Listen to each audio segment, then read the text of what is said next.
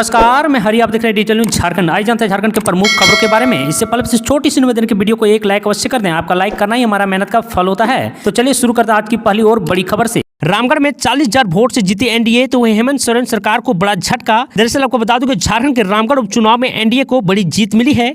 AJSU party की Sunita Chaudhary 21,970 vote से जीत हासिल की है। उन्होंने कांग्रेस प्रत्याशी बजरंग महतो को शिरकत दी है। दरअसल आपको बता दूं कि सुनीता चौधरी को कुल वोट 1,15,669 वोट मिले हैं, जबकि कांग्रेस प्रत्याशी बजरंग महतो को कुल वोट 93,699 वोट मिले हैं। तो वहीं दूसरी तरफ मुख्यमंत्री हेमंत सोरेन ने पत्रकारों से बातचीत के दौरान रामगढ़ उपचुनाव के नतीजे को धनबल का खेल बताते हुए मुख्यमंत्री हेमंत सोरेन ने कहा कि अभी तो सरकार की कई योजनाएं जमीन स्तर पर पहुंची नहीं है, अभी तो धीरे धीरे पहुंच रही होगी, अभी चिंता मत कीजिए, अभी तो खेल शुरू हुआ है। हेमंत सरकार का बड़ा फैसला, झारखंड के बाहर से 10वीं 12वीं पास करने वाले भी पा सकेंगे सरकारी नौकरी। दरअसल आपको बता दूं कि झारखंड के बेरोजगार युवाओं के लिए अच्छी खबर है। झारखंड के हेमंत सोरेन सरकार ने फिर से एक बार नियुक्ति प्रक्रिया को आगे बढ़ाने को लेकर कैबिनेट की मंजूरी दे दी है। गुरुवार को झारखंड मंत्रालय में कैबिनेट की बैठक में 37 प्रस्तावों पर मुहर लगी। इससे सबसे ज्यादा महत्वपूर्ण कई तरह की नियुक्तियां नियमावली में संशोधन किया गया है। बता दूं कि संशोधन के बाद अब राज्य के मैट्रिक इंटर पास करने वाले अनिवार्यता को समाप्त कर दिया गया है। दरअसल आपको बता दूं कि नियुक्ति प्रक्रिया में भाग लेने के लिए झारखंड से मैट्रिक और इंटर पास करना जरूरी नहीं होगा। इतना ही नहीं, कई नियुक्तियां नियमावली में स्थानीय और जनजातीय भाषा में दर्ज 12 भाषाओं में भी विस्तार किया गया है। अब पहले से तय 12 भाषाओं के अलावा हिंदी, अंग्रेजी और संस्कृत भाषा को परीक्षा में शामिल किया गया है। स्थानीय रीति रिवाज की जानकारी अनिवार्यता रूप से होने की शर्त को भी हटा दिया गया है। आपको बता दें कि 2016 से पहले की नियुक्ति प्रक्रिया को अपनाने के लिए मुख्यमंत्री हेमंत सोरेन ने युवाओं से राय मांगी थी, जो कि राज्य के 7,33,000 युवाओं ने इस पर हामी भरी थी। इसके बाद सरकार ने यह निर्णय लिया कि अब राज्य में 60 और 40% की हिस्सेदारी होगी। बता दूं कि 60% में एसटी, एससी, ओबीसी और आर्थिक रूप से कमजोर तबके के युवा शामिल होंगे, जबकि 40% ओपन टू ऑल रहेगा। दरअसल आपको बता दूं कि इसके अलावा राज्य सरकार ने मैट्रिक इंटर के छात्रों में टॉप को क्रमशः 3 लाख, 2 लाख और 1 लाख रुपए के साथ लैपटॉप देने का निर्णय लिया है। इसी तरह ओलंपिक के पदक विजेता और कोच को दी जाने वाली राशि को भी पहले की तुलना में बढ़ा दी गई है। खबरों में आगे बढ़ने से पहले आपसे छोटी सी निवेदन की अगर आप चैनल में नए हैं तो चैनल को सब्सक्राइब अवश्य कर लें, ताकि झारखंड की हर खबर आप तक पहुंचा सकें। स्कूल को लेकर एक बड़ी खबर आ रही है कि बिना पहचान अपनी समस्या बता सकेंगे छात्र, स्कूलों में लग रही है शिकायत पेटी। दरअसल आपको बता दूं कि विद्यार्थी यदि वे किसी व्यक्तिगत या सामाजिक समस्या से जूझ रहे हैं तो आप बिना अपनी पहचान बताए अपनी शिकायत दर्ज करा सकते हैं। खास बात यह है कि उन्हें शिकायत दर्ज कराने के लिए कहीं और जाने की जरूरत नहीं है, बल्कि स्कूल में ही शिकायत दर्ज करा सकेंगे। इसके लिए शिक्षा विभाग की ओर से राज्य के सभी सरकारी स्कूलों में प्रश्न पेटी और शिकायत पेटी लगाने का निर्देश दिया गया है। जिन विद्यार्थी को स्कूल से संबंधित मेडिकल अथवा कोई अन्य समस्या है, वे बिना नाम लिखे अपनी बात शिकायत पेटी पर लिख कर डाल सकते हैं। स्कूल की पहल से विशेषज्ञ विद्यार्थी की समस्या का निराकरण करेंगे। दरअसल आपको बता दूं, विद्यालय स्वास्थ्य एवं कल्याण कार्यक्रम के अंतर्गत प्रश्न पेटी और शिकायत पेटी स्कूलों में लगाया जा रहा है। झारखंड शैक्षणिक अनुसंधान एवं प्रशिक्षण परिषद JSCRT इस योजना को centre for catalysing change C3 के सहयोग से स्कूलों में करा रहा है। जल्द ही पूरे राज्य के स्कूलों में शिकायत पेटी लगाने का पूरा काम कर लिया जाएगा। स्कूलों को निर्देश दिया गया है कि वे ऐसी जगह शिकायत पेटी लगाएं जहां सभी छात्र आसानी से पहुंच सके। झारखंड के शिक्षकों को लेकर एक बड़ी खबर आ रही है कि झारखंड के 2700 सहायक शिक्षकों के मानदेय पर रोक लगा दी गई है। दरअसल आपको बता दूं कि झारखंड के 2700 सहायक शिक्षकों के मानदेय भुगतान पर रोक लगा दी गई है। इन शिक्षकों को जनवरी का मानदेय नहीं दिया गया है। झारखंड शिक्षा परियोजना द्वारा मंगलवार को जनवरी का मानदेय जारी कर दिया गया। दिसंबर 2022 की तुलना में 2700 कम शिक्षकों का मानदेय जारी किया गया है। इनमें लगभग 2200 पारा शिक्षक ऐसे हैं जिनका प्रमाण पत्र अब तक सत्यापन नहीं हुआ है, जबकि 500 वैसे शिक्षक है जिन्होंने सत्यापन के लिए अपना प्रमाण पत्र जमा नहीं किया या फिर उन्होंने त्याग पत्र दे दिया हो। कुछ शिक्षक का प्रमाण पत्र फर्जी पाया गया है। इन सभी शिक्षकों का मानदेय रोक दिया गया था। राज्य सरकार ने 31 दिसंबर तक प्रमाण पत्र सत्यापन का निर्देश दिया था। इसके बाद उसे बढ़ाकर 16 फरवरी तक कर दिया गया था, जबकि वहीं 16 फरवरी तक जिन शिक्षकों का प्रमाण पत्र का सत्यापन नहीं हुआ है उनका मानदेय रोक दिया गया है।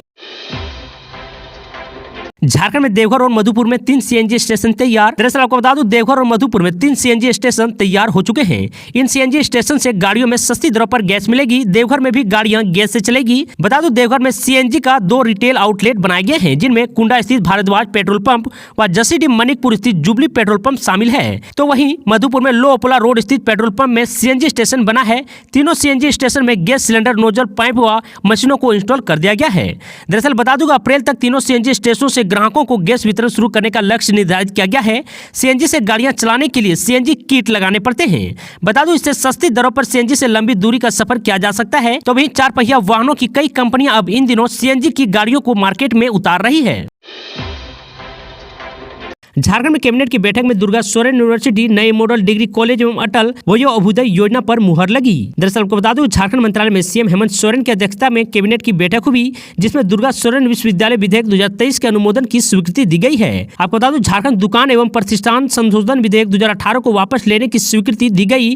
वहीं राज्य के वरिष्ठ नागरिकों के लिए केंद्र प्रायोजित योजना अटल वयो अभ्युदय योजना के क्रियान्वयन की स्वीकृति दी गई है। इसके साथ ही अन्य कई महत्वपूर्ण निर्णय लिए गए हैं। तो वहीं दूसरी ओर राष्ट्रीय उच्च स्तर शिक्षा अभियान रूसा के अंतर्गत स्वीकृत दिए गए 10 नए मॉडल डिग्री कॉलेज में से साहिबगंज जिला अंतर्गत नए मॉडल डिग्री कॉलेज साहिबगंज को राज्य स्कीम में स्वीकृत कर इसे फंडिंग पैटर्न में परिवर्तन करने की स्वीकृति दी गई है। आपको बता दूं, खाद्य सार्वजनिक वितरण एवं उपभोक्ता मामले विभाग रांची में दैनिक पारिश्रमिक एक मुश्त पारिश्रमिक पर नियुक्ति 2 कर्मियों की सेवा नियमितीकरण की स्वीकृति दी गई। ओलंपिक खेल सहित विभिन्न राष्ट्रीय अंतर्राष्ट्रीय खेलों में एवं कांस्य पदक प्राप्त करने वाले खिलाड़ियों एवं प्रशिक्षकों को दी जाने वाली नगद पुरस्कार राशि एवं इसके लिए निर्धारण मानकों में संशोधन किया गया है। देवघर से रांची और पटना के लिए 5 मार्च से उड़ान भरेंगे विमान। दरअसल आपको बता दूं कि Deoghar airport authority of India ने देवघर एयरपोर्ट से हवाई सफर करने वाले यात्रियों को एक और खुशखबरी दे दी है। 1 मार्च से शुरू होने वाले देवघर से रांची और पटना हवाई सेवा विभागीय प्रक्रिया पूरी नहीं होने के कारण स्थगित हो गई थी, जिसे अब 5 मार्च से शुरू करने को लेकर सहमति दे दी गई है। इसके साथ ही एयरपोर्ट अथॉरिटी ऑफ इंडिया ने इंडिगो एयरलाइंस को शेड्यूल भी दे दिया है, जिसके अनुसार देवघर रांची की फ्लाइट सप्ताह में 3 दिन जबकि देवघर पटना की फ्लाइट सप्ताह में 4 दिन निर्धारित किया गया है।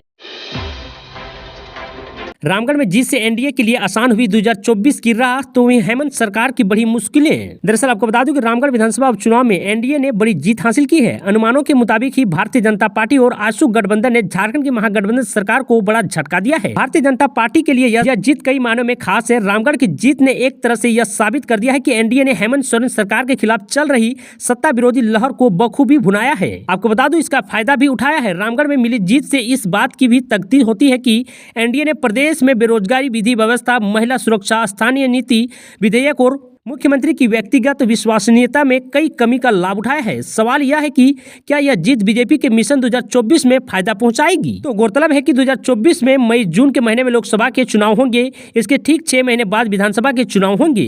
यह दोनों ही चुनाव बीजेपी के लिए मिशन 2024 का हिस्सा है। बीजेपी ने लोकसभा चुनाव में झारखंड की सभी 14 लोकसभा सीटों पर जीत का लक्ष्य तय किया है। यही नहीं, बीजेपी ने यह भी चाहती है कि संथाल परगना की 18 विधानसभा सीटों पर बीजेपी का पलड़ा भारी हो। कुछ ही महीने पहले केंद्रीय गृह मंत्री अमित शाह ने झारखंड के चाईबासा और देवघर में बड़ी बड़ी रैलियों को संबोधित किया है। दरअसल पिछले लोकसभा चुनाव में बीजेपी को चाईबासा और राजमहल विधानसभा सीट पर हार का सामना करना पड़ा था। मिशन 2024 के लिए यह दोनों सीटें अहम है। टाटा ने बनाया रिकॉर्ड, कश्मीर से कन्याकुमारी पहुंची ये इलेक्ट्रिकल कार। दरअसल आपको बता दूं कि टाटा नेक्सॉन ईवी कुल 2 अलग अलग वेरिएंट्स में आती है। टाटा नेक्सॉन ईवी प्राइम की कीमत 14,49,000 रुपये है। वहीं high version Nexon EV max की शुरुआती कीमत 16,49,000 रुपये है। बता दूं कि इसका प्राइम वेरिएंट सिंगल चार्ज में 312 किलोमीटर और ईवी मैक्स वेरिएंट अब सिंगल चार्ज में 453 किलोमीटर तक का ड्राइविंग रेंज देता है। शिकारीपाड़ा में पत्थर से कूचकर की पत्नी की हत्या। दरअसल आपको बता दूं कि दुमका जिले के शिकारीपाड़ा थाना क्षेत्र के घनघरा के पास एक शख्स ने पत्थर से कूचकर पत्नी की हत्या कर दी और वारदात के बाद खुद उसी पत्थर से सिर पटक पटक कर रक्त रंजित हो गया। पुलिस ने महिला का शव बरामद कर लिया गया है। घायल अवस्था में उसके पति को गिरफ्तार कर लिया है। पत्नी की हत्या करने वाले इस घायल शख्स को पुलिस ने समुदाय स्वास्थ्य केंद्र शिकारीपाड़ा में इलाज के लिए भर्ती कराया गया है। बता दूं कि उसका नाम कालिदास बताया जा रहा है और रामपुर हाट थाना क्षेत्र के बोड़ो पहाड़ी के रहने वाला है। ऐसे झारखंड की तमाम छोटी बड़ी खबरों को जानने के लिए चैनल को सब्सक्राइब अवश्य कर लें, ताकि झारखंड के हर छोटी बड़ी खबर आप तक पहुंचा सके। आज के लिए इतना ही। जय हिंद, जय भारत, धन्यवाद।